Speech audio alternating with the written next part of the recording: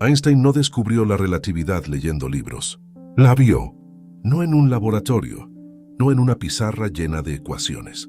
La vio en su mente, como una imagen en movimiento, con tanta claridad y detalle, que podía seguirla como si estuviera ocurriendo frente a sus ojos. Un adolescente, imaginando que viajaba montado sobre un rayo de luz, mirando hacia adelante, preguntándose qué vería. Esa imagen lo acompañó durante 10 años, no la ecuación, la imagen, y cuando finalmente encontró la descripción matemática que correspondía a lo que había visto, la relatividad especial ya estaba completa en su mente desde mucho antes de que existiera en papel. Hay algo en eso que merece detenerse un momento, porque Einstein no era un matemático excepcional, era un físico excepcional, y la diferencia, en su caso, era precisamente esa. Su herramienta principal no eran los símbolos, eran las escenas, las situaciones físicas construidas mentalmente con una precisión y una viveza que pocos cerebros han alcanzado en la historia de la ciencia. Y lo más interesante de todo es que él mismo lo describió, en múltiples ocasiones, con una claridad que los neurocientíficos y psicólogos cognitivos han estudiado durante décadas. Einstein explicó cómo pensaba, y lo que describía no se parecía al proceso mental de casi ningún otro científico de su época. Entender cómo pensaba Einstein no es solo una curiosidad biográfica, es una ventana hacia algo más profundo, sobre cómo funciona el pensamiento creativo en ciencia y en cualquier otro campo, sobre qué tipo de mente produce los saltos más grandes y sobre qué significa realmente entender algo. Si este tipo de exploración te genera algo, el universo de Einstein existe exactamente para eso. Las personas que llevan tiempo en este canal no solo aprenden física, aprenden a ver el mundo de otra manera. Suscribirte es la forma de seguir en ese camino. Y mientras avanzamos, una pregunta que me interesa leer en los comentarios. Cuando intentas entender algo difícil, ¿piensas en palabras, en imágenes, en sensaciones o en alguna combinación de todo eso? La respuesta dice algo sobre cómo procesas el mundo y tiene más que ver con Einstein de lo que podrías imaginar. Para entender qué hacía tan particular la mente de Einstein, hay que empezar por algo que él mismo describió en una carta famosa dirigida al matemático Jacques Hadamard en 1945. Hadamard estaba investigando los procesos mentales de los matemáticos y científicos más importantes de su época y le preguntó a Einstein cómo pensaba. La respuesta de Einstein fue tan inusual que Hadamard la citó extensamente en su libro sobre la psicología de la invención matemática. Einstein escribió que los elementos del pensamiento no eran palabras ni signos matemáticos, eran imágenes visuales y algunos elementos musculares o sinestésicos. Las palabras y los signos, escribió, llegaban en una segunda fase, cuando ese pensamiento visual ya estaba suficientemente establecido y podía comunicarse. Pensaba primero en imágenes. Las palabras llegaban después, como traducción. Eso es extraordinario por varias razones. La primera es que contradice cómo la mayoría de las personas asume que funciona el pensamiento científico. Tendemos a imaginar a los científicos construyendo cadenas de lógica verbal, de proposiciones que se siguen unas a otras, de silogismos encadenados. Einstein describía algo completamente diferente, una especie de teatro interior, donde las situaciones físicas se desplegaban y podían observarse, modificarse, seguirse hasta sus consecuencias. La segunda razón por la que eso es extraordinario es que Einstein no era solo un científico inusualmente inteligente, era un científico que usaba un modo de pensamiento radicalmente distinto al de la mayoría de sus contemporáneos. Y ese modo distinto fue precisamente lo que le permitió ver lo que nadie más había visto. El experimento mental más famoso de Einstein ocurrió cuando tenía 16 años. Se imaginó a sí mismo viajando junto a un rayo de luz, no de forma abstracta, de forma concreta y vivida. Él montado sobre ese rayo mirando hacia adelante. La pregunta que se hizo era simple en su formulación y devastadora en sus implicaciones. ¿Qué vería? Según la física de Newton, si viajara a la misma velocidad que la luz debería aparecer estática frente a él, como una ola en el mar que se ve inmóvil cuando nadas, junto a ella a la misma velocidad. Pero Einstein sabía, a través de las ecuaciones de Maxwell, que una onda electromagnética estática no podía existir. Era una contradicción en los propios términos de lo que la luz es. Algo no cerraba, y esa tensión, esa incomodidad entre lo que la imagen mostraba y lo que las ecuaciones permitían, se quedó en su mente durante casi 10 años, no como un problema abstracto, como una imagen que no se resolvía. Cuando finalmente encontró la resolución, la clave fue entender que la pregunta misma estaba mal formulada, que nadie podía viajar a la velocidad de la luz porque el tiempo se detendría, que la velocidad de la luz era la misma para cualquier observador, y de esa comprensión emergió la relatividad especial. Pero el punto crucial es este. Einstein no encontró la relatividad especial resolviendo ecuaciones. La encontró siguiendo una imagen hasta sus consecuencias lógicas durante 10 años. Hay un concepto en psicología cognitiva que describe parcialmente lo que Einstein hacía, aunque él lo usaba con una profundidad y una consistencia que van más allá de los ejemplos típicos. Se llama pensamiento analógico espacial.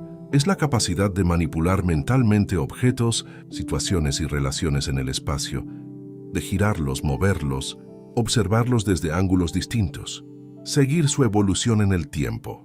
Los estudios sobre pensamiento creativo en 1980 ciencia muestran que esta capacidad aparece con frecuencia inusual en los científicos que producen los avances más originales, no porque sea la única forma válida de pensar, sino porque permite acceder a estructuras y relaciones que el pensamiento puramente verbal o simbólico tiende a oscurecer. El pensamiento verbal es excelente para la comunicación, para la lógica encadenada, para el razonamiento paso a paso. Pero tiene una limitación. Está ligado a las categorías que los conceptos existentes pueden capturar. Si no hay una palabra para algo, el pensamiento verbal tiene dificultades para manejarlo. El pensamiento visual y espacial no tiene esa limitación. Puede representar situaciones para las que todavía no existe vocabulario. Puede manipular relaciones que aún no tienen nombre. Puede ver estructuras que el lenguaje todavía no puede describir. Einstein operaba en ese espacio, previo al lenguaje, con una habilidad que sus contemporáneos reconocían pero no siempre podían explicar. Veía las situaciones físicas antes de poder describirlas, y cuando finalmente las describía, las ecuaciones que encontraba tenían la elegancia de algo que se había ajustado a una realidad ya conocida, no de algo construido desde cero. Vale detenerse en un episodio específico, porque ilustra con precisión cómo funcionaba ese proceso. En 1907, 2 años después de publicar La relatividad especial, Einstein tuvo lo que describió como el pensamiento más feliz de su vida. Estaba sentado en su silla en la oficina de Patentes de Berna cuando se le ocurrió una imagen. Imaginó a una persona cayendo libremente desde una altura. Una persona en caída libre, pensó, no siente su propio peso. Si cae junto a objetos, esos objetos caen con ella a la misma velocidad. Desde su perspectiva, dentro de esa caída la gravedad ha desaparecido. El entorno se comporta como si estuviera en ausencia de gravedad. Esa imagen, la del observador en caída libre, fue el punto de partida de la relatividad general. La idea de que la gravedad y la aceleración son equivalentes, el principio de equivalencia, emergió directamente de esa escena mental, no de una ecuación, de una imagen de alguien cayendo. Einstein pasó los siguientes 8 años construyendo la matemática que correspondía a esa imagen. Necesitó la ayuda de su amigo, Marcel Grossmann, para dominar la geometría diferencial que la relatividad general requería. La matemática era difícil. La imagen, sin embargo, estaba clara desde 1907. Eso revela algo sobre el orden en que operaba su mente. La imagen primero, la comprensión física, intuitiva y visual de lo que debía ser verdad. La matemática después, como herramienta para precisar y comunicar lo que ya se había visto. Quizás en este punto estás pensando algo que vale nombrar. ¿Esto significa que Einstein no era un gran matemático? ¿Que su fuerza estaba en otro lado? La respuesta es matizada y vale darle espacio. Einstein era un matemático competente, y más que competente. Sus contribuciones matemáticas originales no son comparables a las de Hilbert o Poincaré, pero su capacidad para manejar la física matemática era sólida y se fue profundizando a lo largo de su carrera. Lo que lo distinguía no era una debilidad en matemáticas, que era una fortaleza en algo distinto. Tenía una intuición física que le permitía saber, antes de calcular, qué debía ser verdad. Y esa intuición guiaba sus elecciones matemáticas de una forma que ahorraba enormes cantidades de trabajo ciego. Muchos matemáticos de su época podían calcular mejor que él, pero no sabían qué calcular. Einstein sabía qué buscar antes de buscarlo. Y eso, en la física teórica, es el recurso más escaso. Hay una anécdota que lo ilustra bien. Cuando Einstein estaba desarrollando la relatividad general y luchaba con la geometría diferencial, Hilbert, uno de los matemáticos más grandes de la historia, estaba trabajando en paralelo en el mismo problema, desde un ángulo más puramente matemático. Ambos llegaron a las ecuaciones de campo de la relatividad general aproximadamente al mismo tiempo.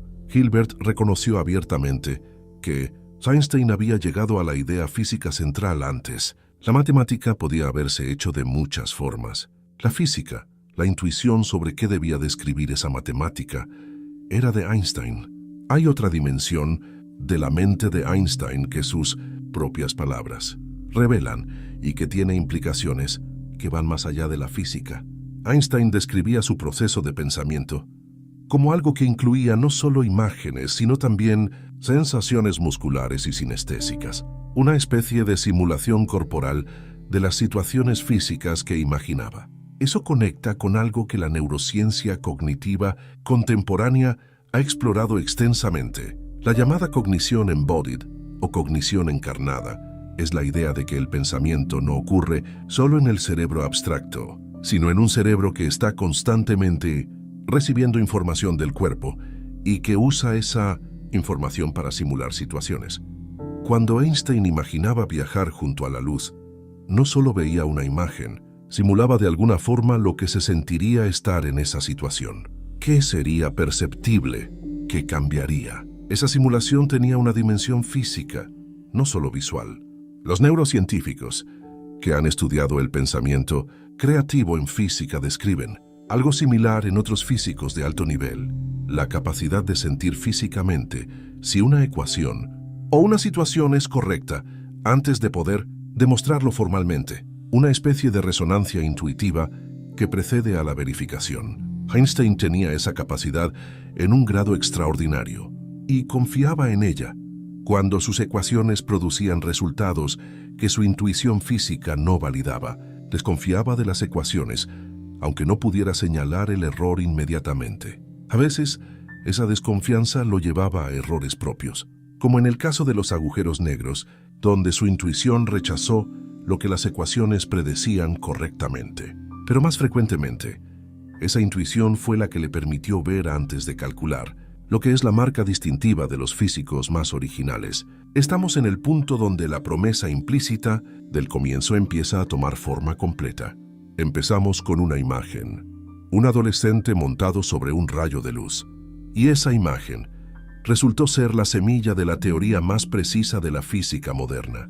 No fue un accidente, fue el resultado de un tipo de mente que operaba de una forma específica y que Einstein no solo poseía, sino que comprendía y podía describir. Lo que emerge de todo esto no es solo el retrato de un genio excepcional, es algo que tiene implicaciones más amplias sobre el pensamiento creativo en general. El pensamiento que produce los avances más originales no siempre sigue el camino más obvio, no siempre empieza por las herramientas más formalizadas. A veces empieza por una imagen, por una sensación, por una incomodidad con algo que no encaja, por la disposición a seguir esa incomodidad durante años sin saber a dónde lleva.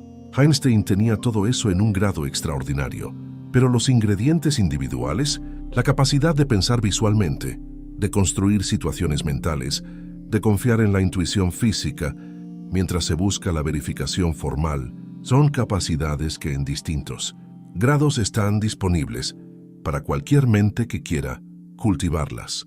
Hay algo más en la mente de Einstein que no siempre se menciona y que sin embargo fue tan importante como su pensamiento visual, su disposición a tomarse en serio las preguntas que parecían demasiado simples. La pregunta de qué vería alguien montado sobre un rayo de luz no era técnicamente sofisticada, era conceptualmente fundamental. Y la diferencia entre esas dos cosas es crucial. Los físicos de la época de Einstein eran técnicamente muy sofisticados. Sabían resolver ecuaciones complejas, construir instrumentos de medición, analizar datos con precisión extraordinaria. Pero la pregunta que Einstein se hacía no era técnica, era conceptual. Era la pregunta sobre el significado de lo que las ecuaciones describían, no sobre cómo resolverlas. Einstein tenía la disposición de un niño para hacer preguntas que los adultos habían dejado de hacerse porque parecían demasiado básicas. ¿Qué significa que dos eventos ocurran al mismo tiempo? ¿Qué sentiría alguien que cae libremente? ¿Qué vería alguien que viajara con la luz? Esas preguntas parecen casi ingenuamente simples. Y sin embargo, cada una de ellas abrió un camino que llevó a transformaciones fundamentales en la física. Hay algo que vale nombrar aquí, porque conecta con la experiencia de cualquier persona que haya intentado aprender algo difícil. Las preguntas que parecen demasiado simples para hacerse en voz alta a menudo son exactamente las que más importan. El miedo a parecer ingenuo bloquea el tipo de pensamiento que Einstein practicaba con total naturalidad.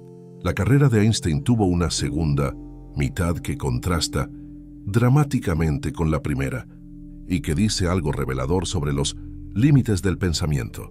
Visual intuitivo cuando las herramientas matemáticas no están a la altura de la intuición. Después de la relatividad general, Einstein pasó los últimos 30 años de su vida buscando una teoría unificada del campo que uniera la gravedad y el electromagnetismo en un solo marco matemático. Trabajó en eso con una dedicación total y no lo encontró. No porque la empresa fuera equivocada en principio. La física moderna sigue buscando esa unificación, sino porque en ese periodo histórico las herramientas matemáticas y el conocimiento físico disponibles no eran suficientes para llegar ahí. Y hay algo más.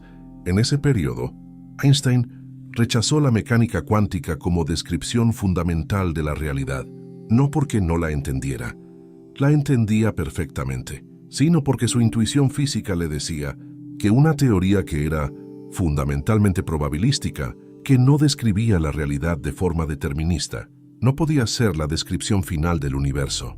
Dios no juega a los dados, dijo, y en ese caso, su intuición apuntaba en una dirección que la física posterior no ha confirmado como definitiva. La mecánica cuántica sigue siendo la teoría más precisa de la física de partículas, con predicciones verificadas con una exactitud que ninguna otra teoría ha igualado. Eso revela algo importante sobre el pensamiento intuitivo visual, incluso cuando es tan poderoso como el de Einstein. La intuición es una herramienta extraordinaria para generar hipótesis, para ver conexiones, para anticipar estructuras, pero no es infalible. Necesita la verificación experimental. Necesita la honestidad de aceptar cuando la evidencia apunta en otra dirección. Einstein tuvo esa honestidad en sus mejores momentos y la perdió parcialmente cuando la mecánica cuántica desafiaba algo tan profundo en su forma de ver el universo que no podía acomodarla. Llegamos al final de este recorrido por la mente que cambió la física, más que ninguna otra en el siglo XX. Lo que lo hizo único no fue solo la inteligencia, no fue solo la persistencia, aunque la tuvo en grado extraordinario. Fue una combinación de tres cosas que raramente aparecen juntas en la misma persona. La primera fue la capacidad de pensar, visualmente con una claridad y una precisión que permitía construir situaciones físicas mentales y seguirlas hasta sus consecuencias. La segunda fue la disposición de un niño para hacer preguntas que los adultos habían dejado de hacerse. La tercera fue la confianza en esa intuición física como guía, combinada con la honestidad de buscar la verificación matemática y experimental de lo que la intuición sugería. Esa combinación produjo la relatividad especial, la relatividad general, la explicación del efecto fotoeléctrico que le dio el Nobel, contribuciones fundamentales a la mecánica cuántica que luego rechazó. y una forma de hacer física que sigue siendo un modelo para quienes trabajan en las fronteras del conocimiento. Que hay algo en esa forma de pensar que trasciende la física, la disposición a ver antes de calcular, a confiar en la imagen antes de buscar la ecuación, a hacerse la pregunta que parece demasiado simple, a seguir la incomodidad durante años sin saber a dónde lleva. No todos tenemos la mente de Einstein, pero todos tenemos alguna versión de esas capacidades. La pregunta es si las usamos o si las dejamos dormir porque no parecen suficientemente serias. Si algo de este recorrido por la mente de Einstein te dejó con una imagen nueva, con una pregunta que quieres seguir o con una reflexión sobre tu propia forma de pensar, los comentarios son el lugar para eso. El universo de Einstein seguirá explorando exactamente este tipo de territorio. No solo la física que Einstein construyó, sino cómo la construyó y qué dice eso sobre el pensamiento humano en su forma más creativa. Suscribirte es la forma de que ningún paso de ese recorrido se te pase. Einstein no vio el universo como lo describían los libros. Lo vio como era. Primero con los ojos de la mente, luego con las ecuaciones. Y el universo, pacientemente, confirmó que la imagen era correcta. Pensar en imágenes no es una limitación. A veces es la única forma de ver lo que todavía no tiene nombre.